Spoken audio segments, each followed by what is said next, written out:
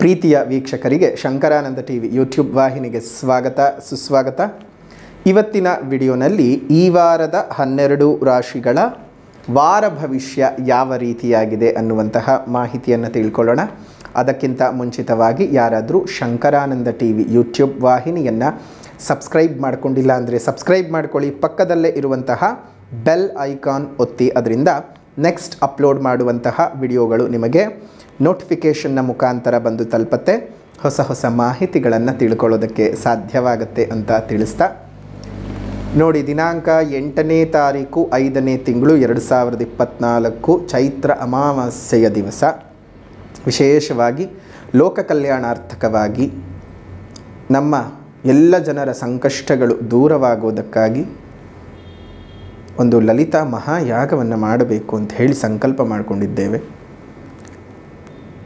ಆ ಒಂದು ಲಲಿತಾ ಮಹಾಯಾಗವು ನಿಮ್ಮಗಳ ಒಂದು ಪ್ರೋತ್ಸಾಹದ ಮೇರೆಗೆ, ನಿಮ್ಮಗಳ ಸಹಕಾರದ ಮೇರೆಗೆ ಯಶಸ್ವಿಯಾಗಬೇಕಾಗಿ.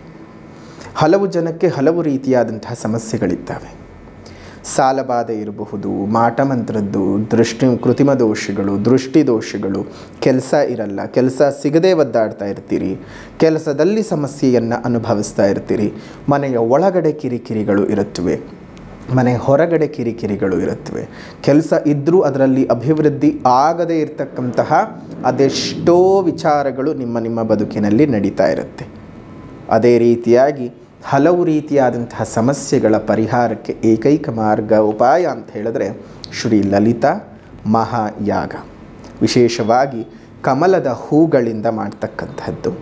ಅಮ್ಮನವರಿಗೆ ಕಮಲದ ಹೂವನ್ನು ಅರ್ಪಣೆ ಮಾಡಿ ಆ ಕಮಲದ ಹೂವಿನಿಂದನೇ ಅವಿಸ್ಸನ್ನು ಕೊಡ್ತಕ್ಕಂಥದ್ದು, ಕಮಲದ ಹೂವಿನ ಆಹುತಿಯನ್ನು ಕೊಡ್ತಕ್ಕಂಥದ್ದು ವಿಶೇಷ.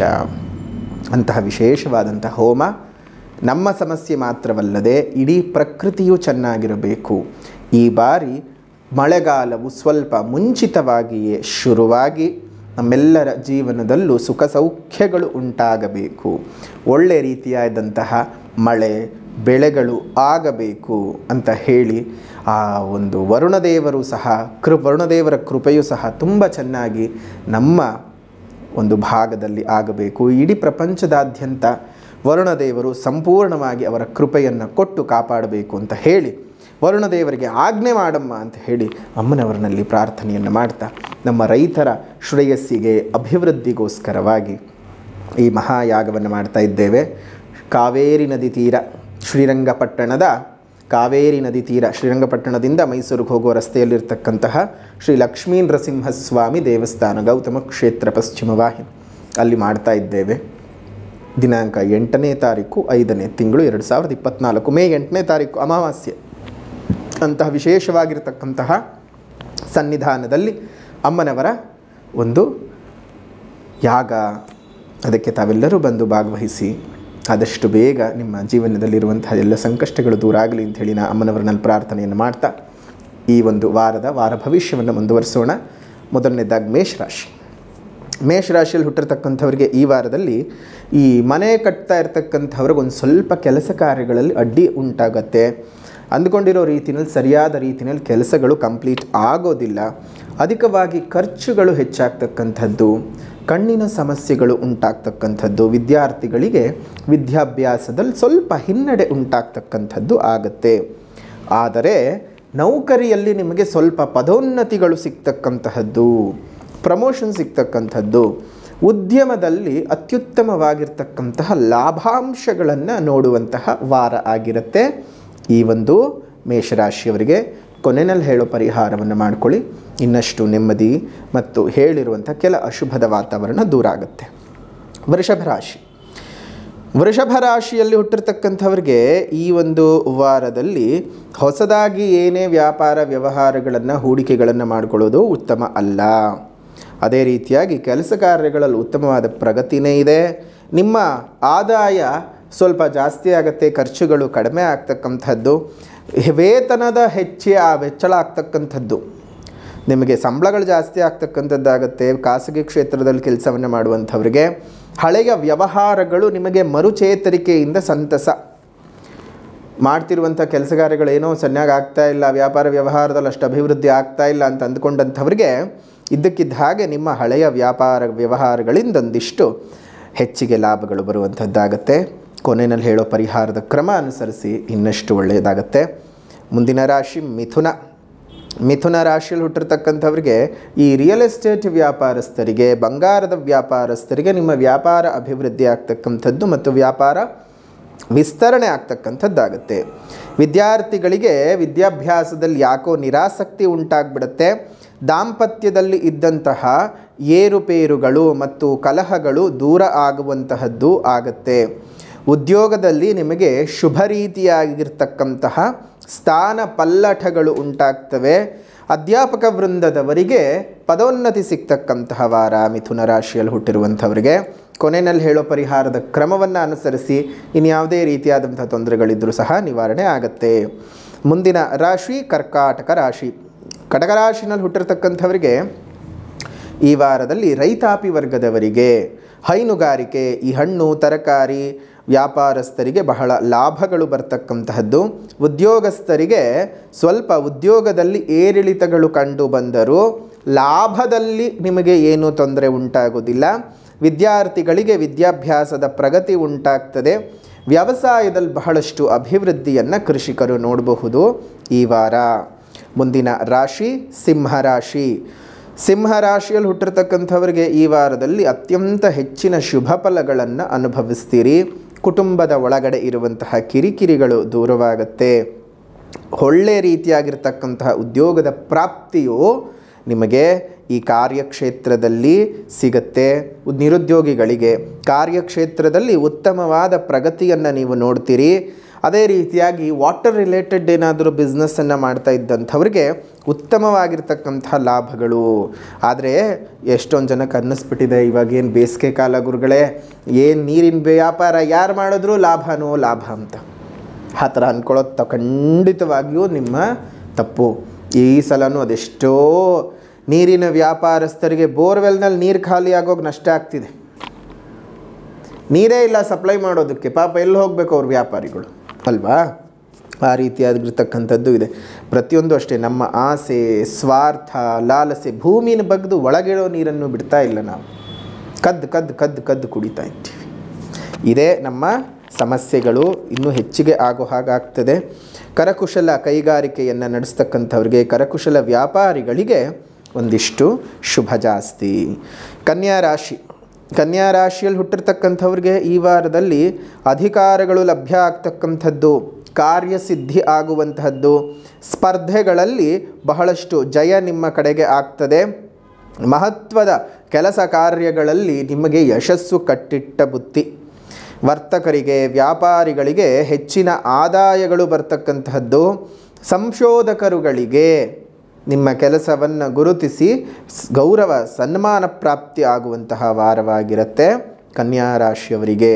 ಮುಂದಿನ ರಾಶಿ ತುಲಾರಾಶಿ. ತುಲಾರಾಶಿಯಲ್ಲಿ ಹುಟ್ಟಿರ್ತಕ್ಕಂಥವ್ರಿಗೆ ನೌಕರಸ್ಥರಿಗೆ, ನೌಕರಿಯಲ್ಲಿರ್ತಕ್ಕಂಥವ್ರಿಗೆ ಬಡ್ತಿ ಸಿಗ್ತಕ್ಕಂತಹದ್ದು. ಮೇಲಿನ ಅಧಿಕಾರಿಗಳಿಗೆ, ಸ್ನೇಹಿತರಿಂದ ಒಂದಿಷ್ಟು ಕಿರಿಕಿರಿಯನ್ನು ಅನುಭವಿಸ್ತೀರಿ. ಈ ಆಮದು ಮತ್ತು ರಫ್ತು, ಇಂಪೋರ್ಟ್ ಆ್ಯಂಡ್ ಎಕ್ಸ್ಪೋರ್ಟ್ ಬಿಸ್ನೆಸ್ಸನ್ನು ಮಾಡ್ತಕ್ಕಂಥವ್ರಿಗೆ ಹೆಚ್ಚಿನ ಆದಾಯ ಮತ್ತು ಹೆಚ್ಚಿನ ಲಾಭಗಳು ಬರ್ತಕ್ಕಂಥದ್ದು. ಪೆಟ್ರೋಲ್ ಮತ್ತು ಪೆಟ್ರೋಲಿಯಂ ಉತ್ಪನ್ನಗಳ ಮಾರಾಟಗಾರರಿಗೂ ಹೆಚ್ಚಿನ ಆದಾಯಗಳು ಬರುತ್ತೆ. ಕೃಷಿಕರಿಗೂ ಈ ವಾರದಲ್ಲೊಂದಿಷ್ಟು ಹೆಚ್ಚಿನ ಹಣಕಾಸಿನ ಸೌಕರ್ಯ ಉಂಟಾಗ್ತಕ್ಕಂಥದ್ದಾಗತ್ತೆ ತುಲಾರಾಶಿಯವರಿಗೆ. ಕೊನೆಯಲ್ಲಿ ಹೇಳೋ ಪರಿಹಾರದ ಕ್ರಮವನ್ನು ಅನುಸರಿಸಿ ಇನ್ನಷ್ಟು ನೆಮ್ಮದಿ ಸಿಗ್ತದೆ. ಮುಂದಿನ ರಾಶಿ ವೃಶ್ಚಿಕ ರಾಶಿ. ವೃಶ್ಚಿಕ ರಾಶಿಯಲ್ಲಿ ಹುಟ್ಟಿರ್ತಕ್ಕಂಥವ್ರಿಗೆ ಆಸ್ತಿ ವಿಚಾರಗಳಲ್ಲೊಂದಿಷ್ಟು ಸಮಾಧಾನಕರವಾದ ಬೆಳವಣಿಗೆ, ಮನಸ್ಸಿಗೊಂದಿಷ್ಟು ನೆಮ್ಮದಿ ಸಿಗುತ್ತೆ.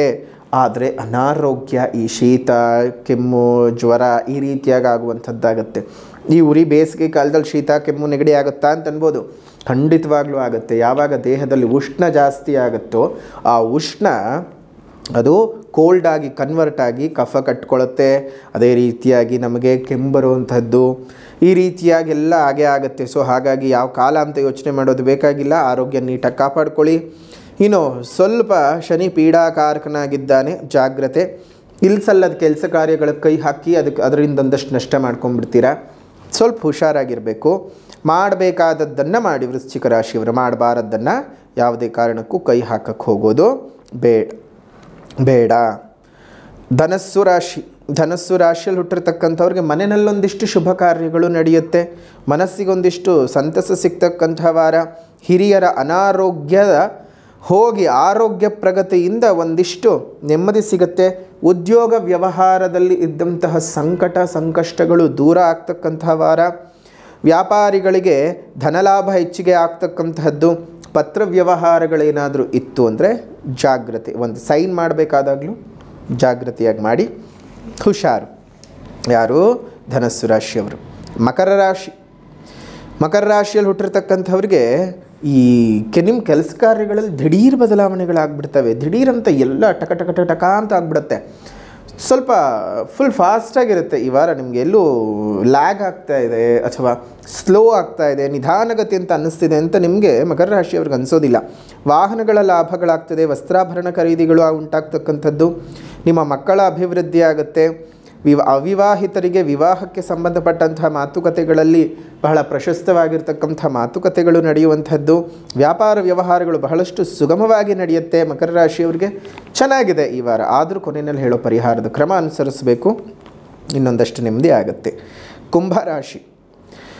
ಕುಂಭರಾಶಿಯಲ್ಲಿ ಹುಟ್ಟಿರ್ತಕ್ಕಂಥವ್ರಿಗೆ ಈ ವಾರದಲ್ಲಿ ನಿಮ್ಮ ಕೆಲಸ ಕಾರ್ಯಗಳಲ್ಲೊಂದಿಷ್ಟು ಪಾಸಿಟಿವ್ ಬದಲಾವಣೆಗಳನ್ನು ನೋಡ್ತೀರಿ. ಹೈನುಗಾರಿಕೆಯನ್ನು ಮಾಡ್ತಕ್ಕಂಥವ್ರಿಗೆ, ಪಶುಸಂಗೋಪನೆಯಲ್ಲಿ ತೊಡಗಿರುವಂಥವ್ರಿಗೆ, ಈ ಪ್ರಯಾಣವಾದ ಯಾನದಲ್ಲಿ ಕೆಲಸವನ್ನು ಮಾಡುವಂಥವ್ರಿಗೆ, ಅಂದರೆ ಈ ಟ್ರಾವೆಲ್ಸ್ಗಳನ್ನು ನಡೆಸ್ತಕ್ಕಂಥವ್ರಿಗೆ, ಈ ಟೂರ್ಸ್ ಆ್ಯಂಡ್ ಟ್ರಾವೆಲ್ಸ್, ಅದೇ ರೀತಿಯಾಗಿ ಒಂದು ಈವೆಂಟ್ಸ್ಗಳ ಮ್ಯಾನೇಜ್ ಮಾಡ್ತಕ್ಕಂಥವ್ರಿಗೆಲ್ಲ ಲಾಭಗಳು ತುಂಬಾ ಜಾಸ್ತಿ ಇದೆ. ಇನ್ನು ಚಲನಚಿತ್ರ ನಟನಟಿಯರಿಗೆ, ನಿರ್ಮಾಪಕರುಗಳಿಗೆ ಹೆಚ್ಚಿನ ಲಾಭಗಳು ಬರುತ್ತೆ. ನೀವು ಮಾಡ್ತಿರುವಂಥ ಕೆಲಸ ಕಾರ್ಯಗಳಲ್ಲಿ ಒಂದಿಷ್ಟು ಉನ್ನತ ಮತ್ತು ಉತ್ತಮ ಸ್ಥಾನವನ್ನು ಕುಂಭರಾಶಿಯವರು ಈ ವಾರದಲ್ಲಿ ಪಡ್ಕೋತೀರಿ.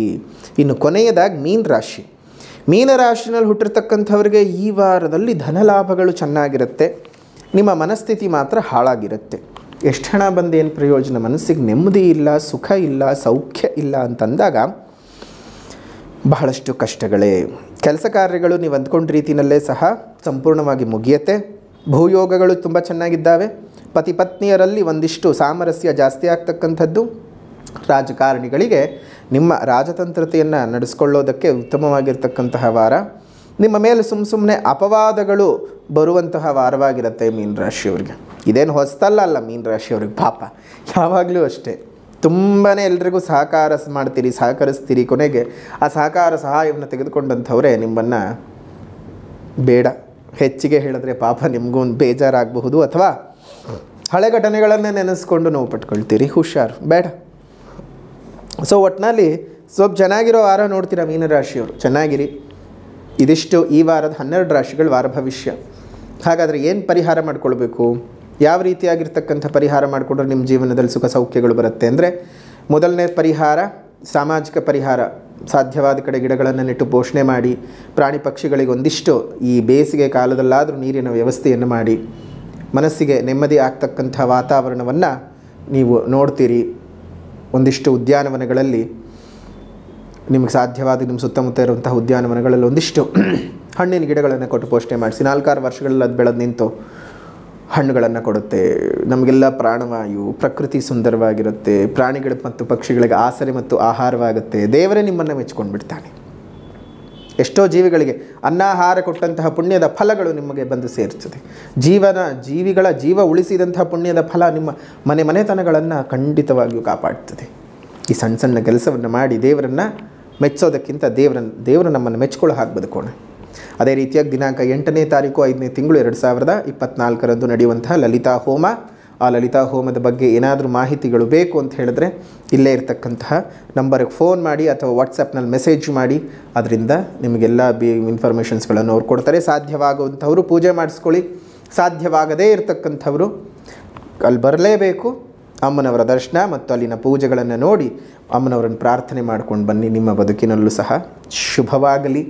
ಅದೇ ರೀತಿಯಾಗಿ ಈ ವಾರ ನೀವು ಮಾಡ್ಕೊಳ್ಬೇಕಾಗಿರ್ತಕ್ಕಂತಹ ಆಧ್ಯಾತ್ಮಿಕ ಪರಿಹಾರ, ಈ ವಾರ ನೀವು ಮಾಡ್ಕೊಳ್ಬೇಕಾಗಿರುವಂತಹ ಆಧ್ಯಾತ್ಮಿಕ ಪರಿಹಾರ ಏನಪ್ಪ ಅಂದರೆ ಶ್ರೀ ರಾಜರಾಜೇಶ್ವರಿ ಪಂಚರತ್ನ ಸ್ತೋತ್ರ. ಶ್ರೀ ರಾಜರಾಜೇಶ್ವರಿ ಪಂಚರತ್ನ ಸ್ತೋತ್ರದ ಪಠಣವನ್ನು ಮಾಡಿ, ಪಾರಾಯಣವನ್ನು ಮಾಡಿ, ಅಮ್ಮನವರ ಸಂಪೂರ್ಣ ಕೃಪಾಶೀರ್ವಾದದಿಂದ ನಿಮಗೆ ಸಕಲ ಸೌಭಾಗ್ಯಗಳು ಸಹ ಉಂಟಾಗುತ್ತೆ. ಶುಭವಾಗಲಿ.